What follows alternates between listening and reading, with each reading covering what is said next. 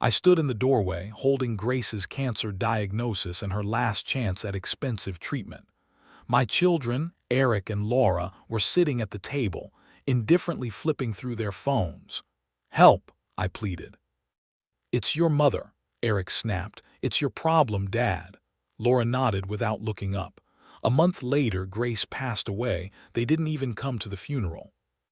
That night I swore that their betrayal would cost them everything. I wasn't looking for blood, only justice, and I knew how to get it. Before we continue, please subscribe to the channel and let us know where you're listening in the comments. I stood in Eric's doorway, the medical report crumpled in my fist. Grace's diagnosis of stage 4 cancer burned in my mind. The Chicago skyline glittered through the floor. The living room was all glass and chrome, like a showroom for a life I'd never understand. My son sat sprawled on a leather couch, scrolling through his phone. Laura, my daughter, perched beside him, adjusting a gold bracelet that caught the light. I just told them about the treatment, the cost, and the slim chance of saving their mother. My voice cracked as I begged, "Help us, please, it's your mother." Eric snorted, not looking up. "Your mess, Dad, not mine." Laura's eyes flicked to me, then back to her phone. She nodded, a silent agreement. I stepped forward, the paper trembling in my hand. "You're her children. She'd do anything for you."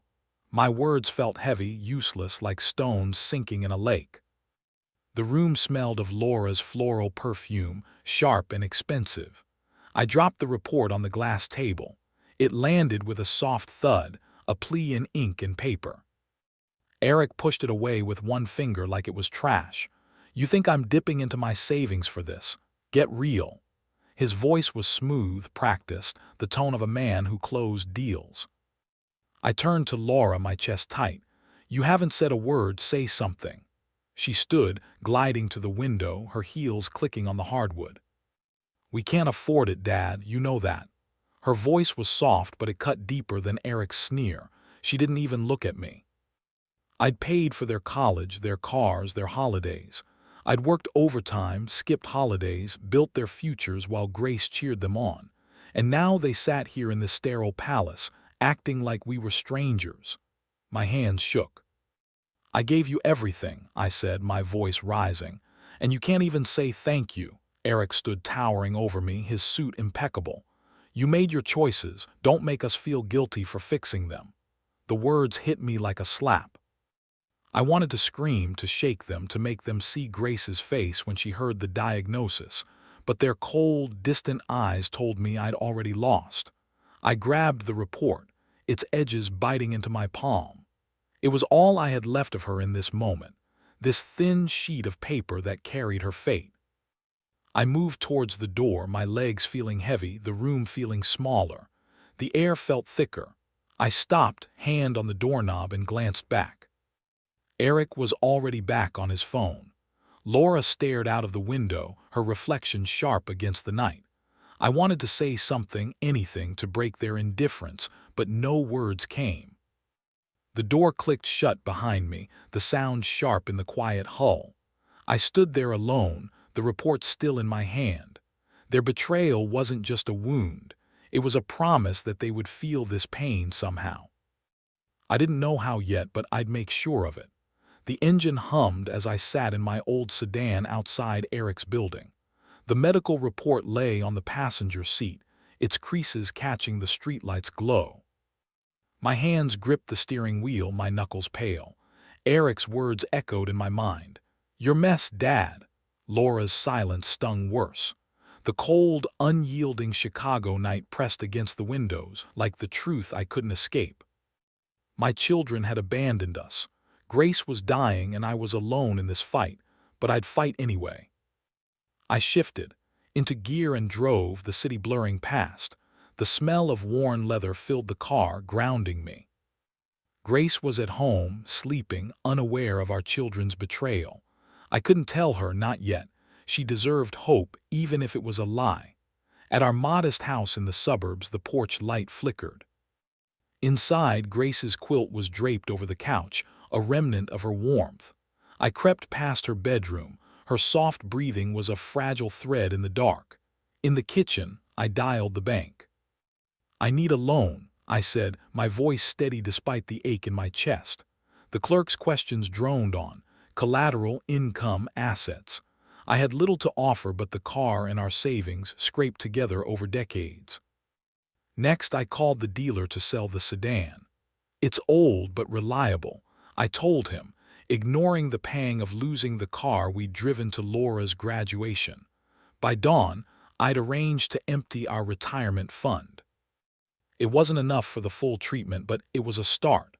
My back ached, my eyes burned, but I kept moving. Grace needed me too. In the hospital, the sterile halls smelled of antiseptic. Grace lay in a narrow bed, her face pale but smiling when she saw me. "You look tired, Frank." Her voice was weak. "I'm fine," I forced a grin sitting beside her. "We're handling it." Her hand, thin and cool, squeezed mine. The gold of her wedding ring glinted, a reminder of the day I slid it onto her finger, promising forever. I wanted to tell her about Eric and Laura, to share the weight, but I couldn't. Instead, I lied. "The kids send their love." She nodded, trusting me. I hated myself for it.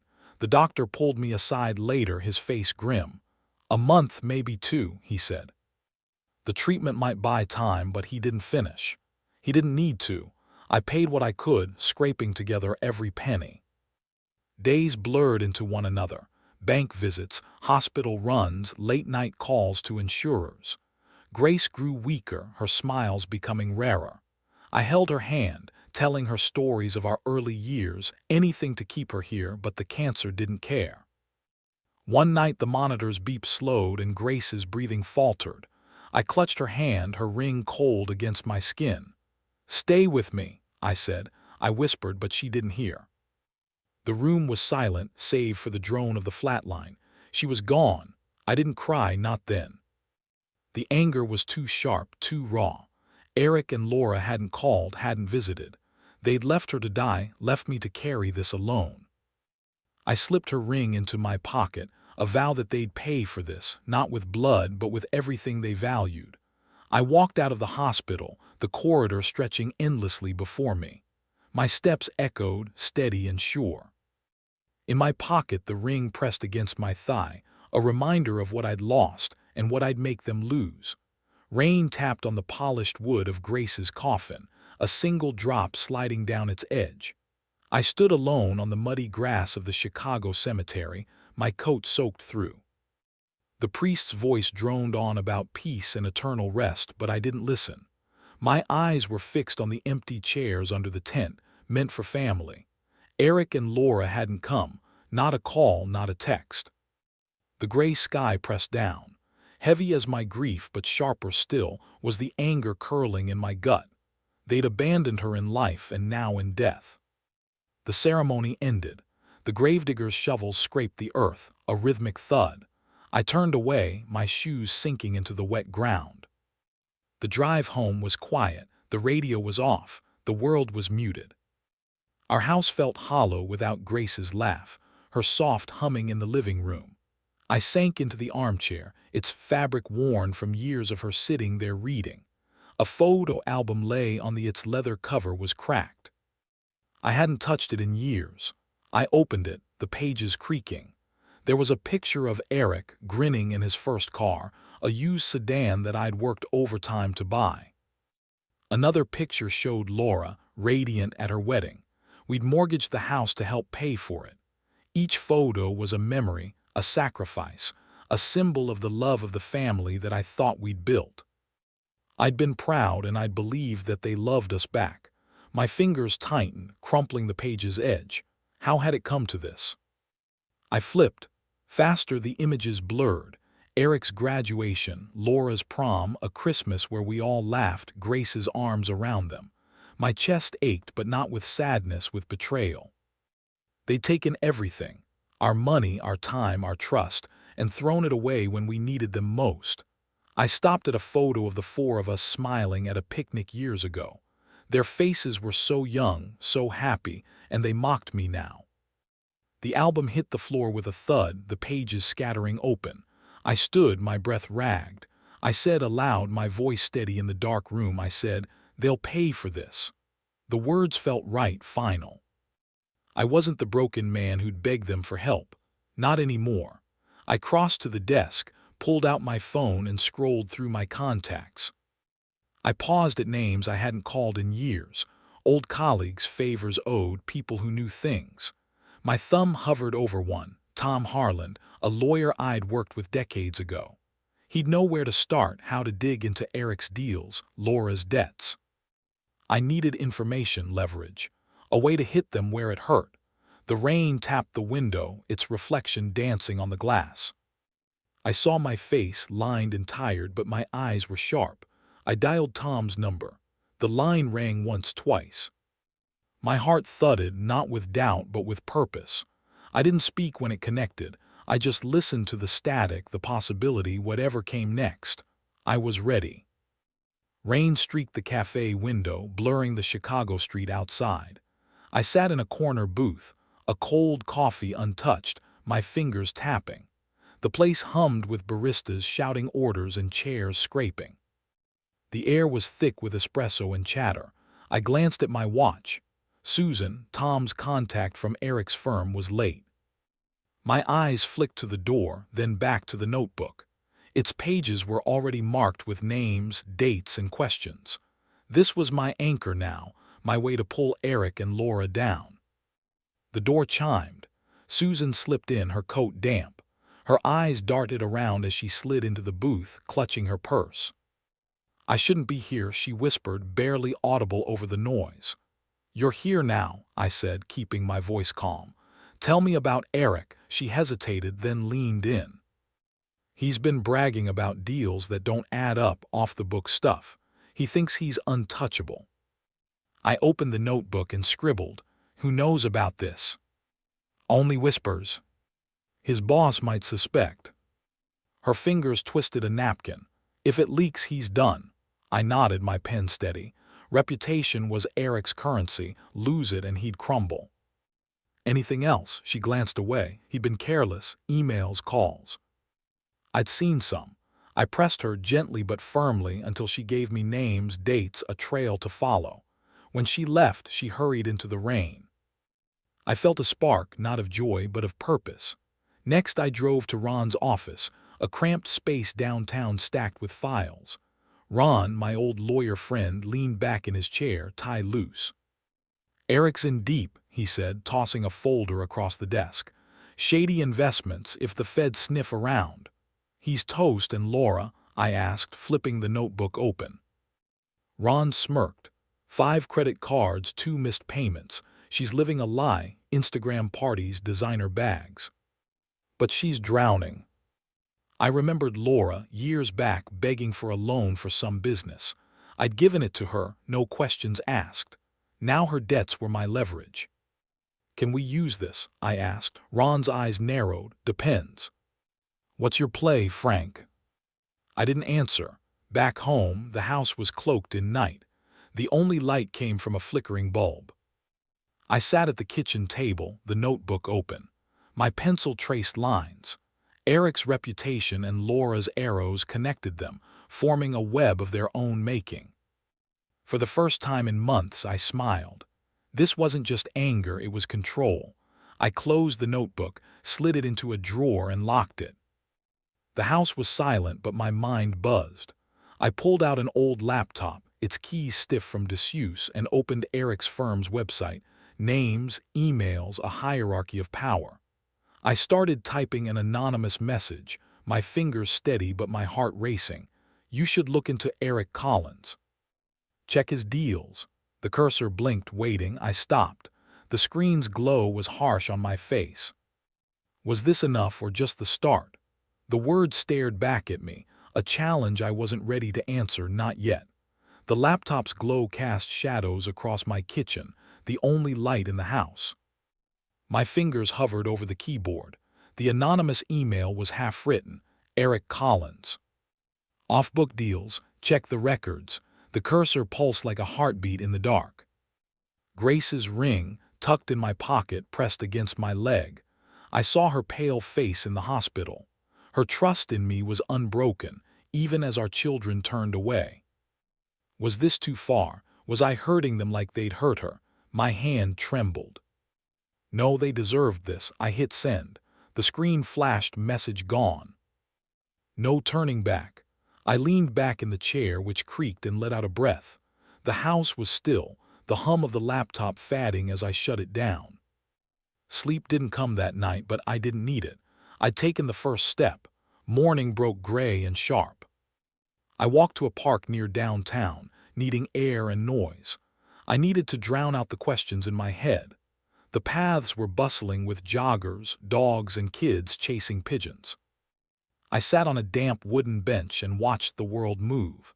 A radio blared from a vendor's cart, catching my ear. Financial firm under scrutiny for irregular transactions. My pulse spiked. Eric's firm, it was happening. Across town, in Eric's glass-walled office, he stood, rigid, phone pressed to his ear. "What do you mean, an audit?" he snapped, his voice tight. "Who sent that tip?" His confidence was fraying. I wasn't there, but I could imagine it. His panic, his world tilting. Back home, I checked the anonymous email account. The message was marked. A reply sat in the inbox. "We're looking into it." My fist clenched, a quiet thrill running through me. I'd done this. Me, the old man, and they dismissed. I paced the living room, energy I hadn't felt in years coursing through me. But a shadow lingered, fear. What if they traced it back? What if I'd miscalculated? In the park earlier, the radio kept going. No names released, but sources say key players are nervous. I froze, listening, my hands buried in my pockets. Now at home, I turned on the news. The anchor's voice filled the room. Eric's firm again, more details, regulators involved, reputations at stake. I smiled, but it didn't reach my eyes. This was just the start. My phone buzzed, a text from Ron. "Eric's freaking out. What did you do?" I stared at the screen, my thumb hovering. No reply. Instead, I pulled out the notebook, its pages creased from use. I flipped to Laura's name and drew a new arrow, debt's exposure. Eric was reeling, but Laura was next. She'd built her life on appearances, time to tear them down. I set the pen down, the notebook's pages rustling as I closed it. The sound lingered, sharp in the quiet, a promise of what was to come. Eric's office was a cage of glass and steel, the Chicago skyline mocking him through the window. His phone vibrated, skittering across the desk. Laura's name flashed up. He snatched it up, his jaw tight.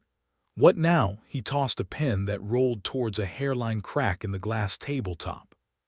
The crack caught the light, a jagged reminder of the audit his boss had just announced, triggered by that anonymous tip. His deals, his reputation, everything was unraveling. "You screwed this up, didn't you?" Laura's voice was shrill through the speaker. "Your shady deals are dragging us both down." "Me, Eric, stand up. You're the one flashing your debt-ridden life all over the internet. Someone's watching, Laura. Someone knows."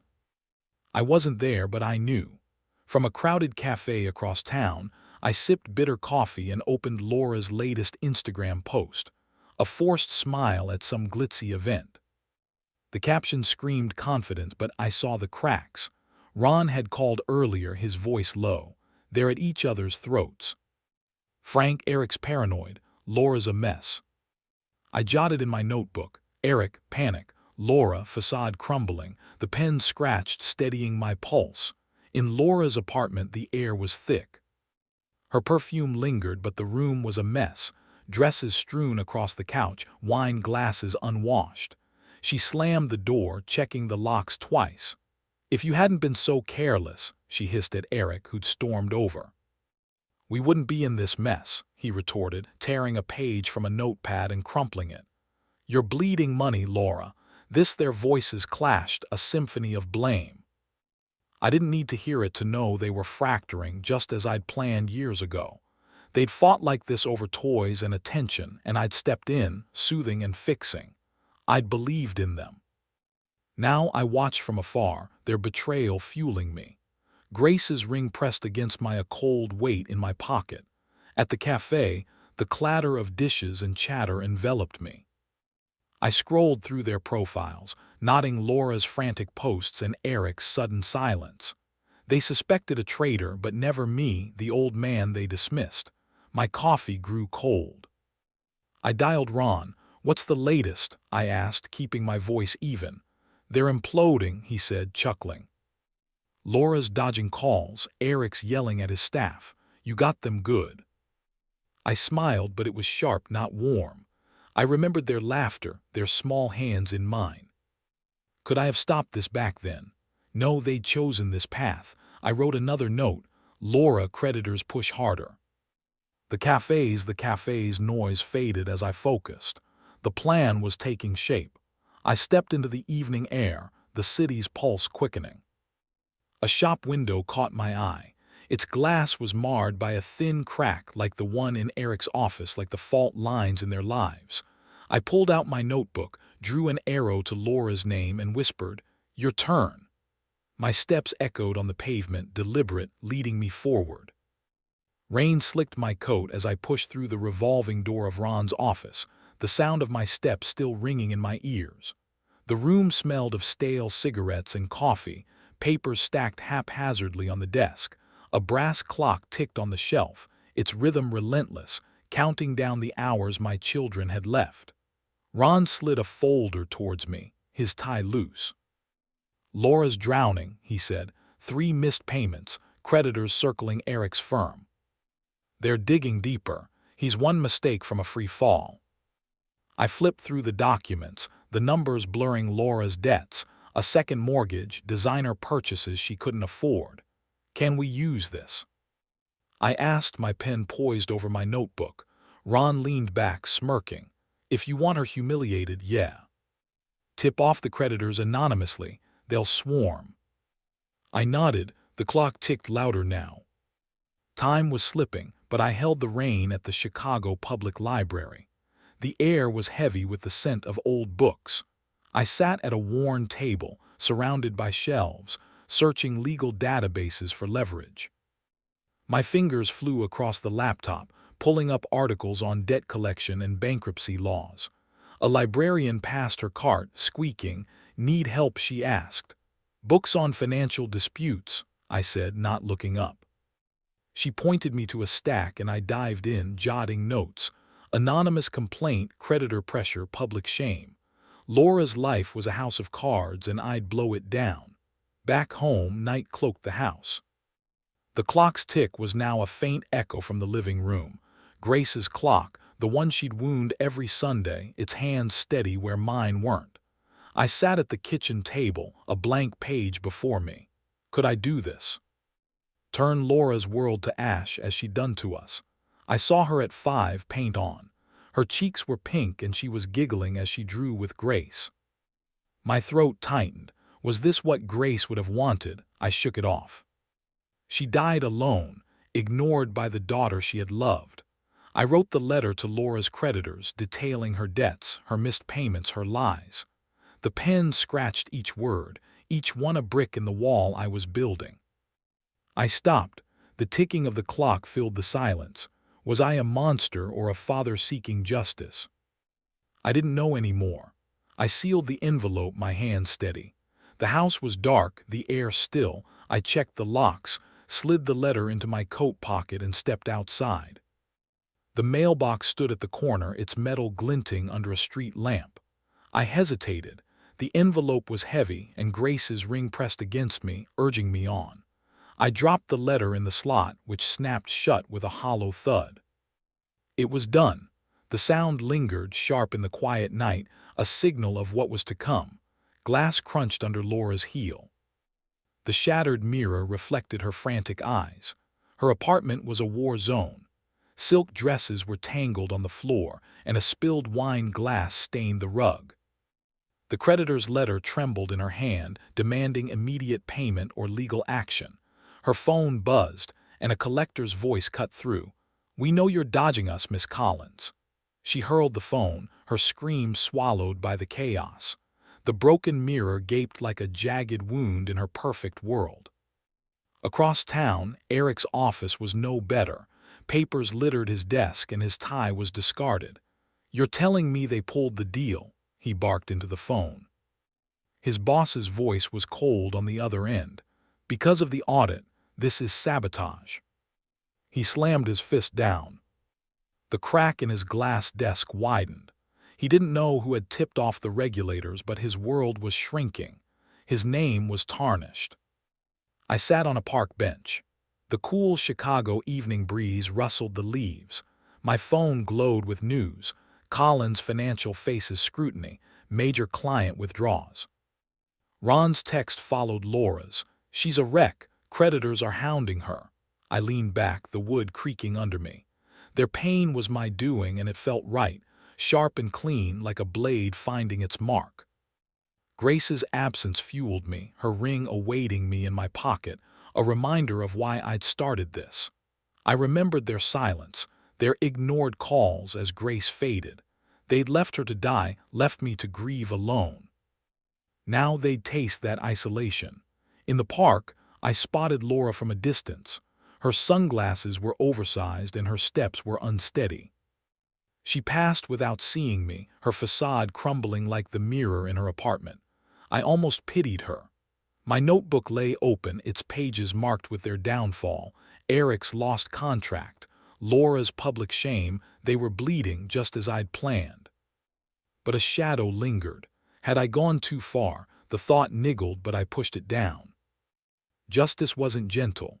I stood, the park's calm at odds with the storm I'd unleashed, and started home. My phone rang as I reached the porch. Eric's name flashed, jolting me. "Need to talk," he said, his voice raw and broken. I froze, the receiver cold against my ear. He sounded desperate, not defiant. Was this a trick or a crack I could exploit? I said nothing, my breath steady. I hung up. The click of the phone was sharp in the quiet house. Whatever he wanted, I'd face it on my terms. The phone's click still echoed in my ears. Eric's broken voice, cut off mid-plea, lingered. I sat in the dim living room, the silence thick, broken only by the faint creak of the house settling. Grace's ring lay on the coffee table, its gold catching the lamplight. I traced its curve, her last words whispering in my mind. "Take care of them, Frank." Had I failed her by destroying them? The thought stung, but their betrayal stung deeper. A sharp knock at the door jolted me upright. I opened it to find Eric and Laura on the. They had shadows under their eyes, and their usual polish was gone. Eric's suit was wrinkled and Laura's scarf was askew. "Ask you." Her mascara was smudged. "Dad," Eric started, his voice wavering. "I lost my job at the firm. They fired me." Laura's voice cracked. "They're taking my apartment." "The debts I can't pay." She stepped closer, wringing her hands. "We're sorry, Dad, for everything, for Mum." I stood still. The rings weighed in my memory. Their faces, desperate now, were the same ones that had ignored Grace's calls, her funeral. I saw the empty chairs at the cemetery, the rain pooling where they should have stood. "Sorry," I said, my voice low and steady. "You left her to die alone." Eric flinched. "We were wrong, okay? We didn't think you didn't care." I cut him off, my hand tightening on the doorframe. Laura sobbed, reaching for me. I stepped back. "You begged for my help once." "I gave it every time, and when I needed you, you turned away." "Dad, please," Laura whispered, tears streaking her face. "We're family." The word family burned. I believed in it once. I shut the door, muffling their voices. It clicked, my chest aching, but I didn't waver. They'd feel the pain they dealt, every ounce of it. Later, in a bustling downtown cafe, the clink of cups and hum of voices surrounded me. Ron slid into the booth, a folder in hand. "You've got them on their knees, but we can go further. A lawsuit could demand repayment for everything you spent. College, cars, Laura's wedding. It's legal and it'll crush them." I sipped my coffee, the bitterness grounding me. The ring pressed against my thigh. Grace's voice urged me on. "Do it," I said, signing the papers Ron had pushed over. "They need to understand," he nodded, gathering the folder. "Court's tomorrow. You ready?" I didn't answer, just tucked the ring deeper into my pocket. Justice was close, but it wasn't sweet. It was heavy and final. Back home, my phone buzzed with Ron's text. Lawsuit filed, court tomorrow. I stood at the window, the street dark, a single street lamp flickering. "This is for you, Grace," I whispered, my breath fogging the glass. The light's reflection danced, sharp and unyielding, pulling me towards tomorrow. The street lamp's glow lingered in my mind as I sat in the Chicago courtroom, its hard wooden benches beneath me. The air smelled of polished oak and contention. The judge's gavel rested quietly on the desk across the aisle. Eric and Laura sat pale and shrunken. Their lawyer whispered frantically. The crisp lawsuit papers in my hand detailed every dollar I'd poured into them: college tuition, cars, and Laura's lavish wedding. Now I'd take it all back, along with their pride. The judge cleared his throat, reading the claim. Mr. Collins seeks repayment for financial support provided to his children, Eric and Laura Collins, totaling over $300,000. Murmurs rippled through the room. Laura hid her face.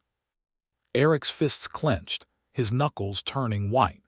Their lawyer argued that they had no means to pay and that it was unfair, but Ron had built an ironclad case. Bank statements, receipts, and my years of sacrifice were laid bare. The judge called me to speak. I rose, the document heavy in my hand and my voice steady. "This isn't just about money," I said. Eyes locked on my children, I continued. "It's about what they threw away. Their mother died alone because they wouldn't help. I gave them everything, and they gave her nothing." The room fell silent. I held up the papers. I had made their lives possible, and I had caused their downfall. The tip about Eric's deals, the creditors chasing Laura, that was me. Gasps echoed. Eric lurched forward, shouting, "You ruined us, you betrayed her." Laura sobbed, her shoulders shaking. The judge banged his gavel, but I didn't flinch. I saw Grace's hand in that hospital bed, her ring cold, her breath gone. "You betrayed her," I said, my voice cutting through their cries. "You betrayed us both, and now you will pay." The judge ruled in my favor, ordering repayment with interest. Eric's face crumpled and Laura covered her eyes. I felt no joy, only a grim satisfaction. Justice wasn't warm, it was sharp and final, like the gavel's crack. I walked out, the document folded in my coat. The evening air bit at my face. The street was quiet, the wind rustling through the bare trees. I'd won, but the victory was hollow without her. I stopped at the edge of the cemetery, its iron gates loomed in the dusk. Grace's grave was there, waiting. I touched the ring in my pocket, its curve familiar, grounding me. The gates creaked as I pushed them open. Their sound was a call to finish what I had started. The cemetery gates groaned as I stepped through, the gravel crunching under my shoes. The evening sky burned pink, casting a soft light on Grace's headstone. Her name, etched in smooth granite, felt like a hand reaching out. I knelt in the damp grass and placed her ring on the stone, its gold warm from my pocket. "It's done, they paid for what they did." My voice was low. The silence held me, broken only by a distant bird's call. I told her everything: the lawsuit, their tears, the courtroom wait. I made them feel the hurt they gave us. My fingers brushed the stone, cool and solid. I'd kept my promise, but the cost lingered, a quiet ache. She'd loved them even at the end. Would she have wanted this? I stood, the sunset fading, and let the question go. The path here had been long. Eric's sneer, Laura's silence, Grace's last breath. I saw us years ago, walking hand in hand through a park. Her laugh was bright, her eyes were alive. That was the Grace I carried, not the one who had faded in a hospital bed. I had fought for her, for us, and it was enough. Back home, the house felt different, still hers, but lighter.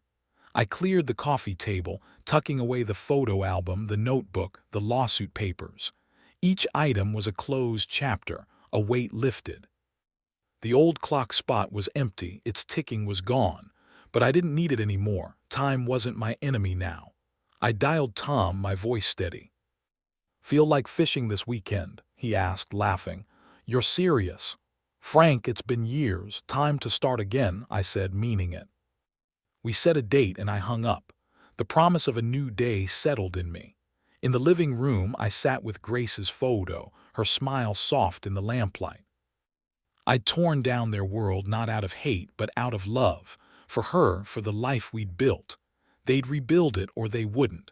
That wasn't mine to carry. I switched off the lamp and the room sank into quiet darkness. In bed, I held her photo close, my breathing slowing. Justice had been done and I was free not from grief, but from rage. I closed my eyes, her face the last thing I saw, and slept the lightest I had in years.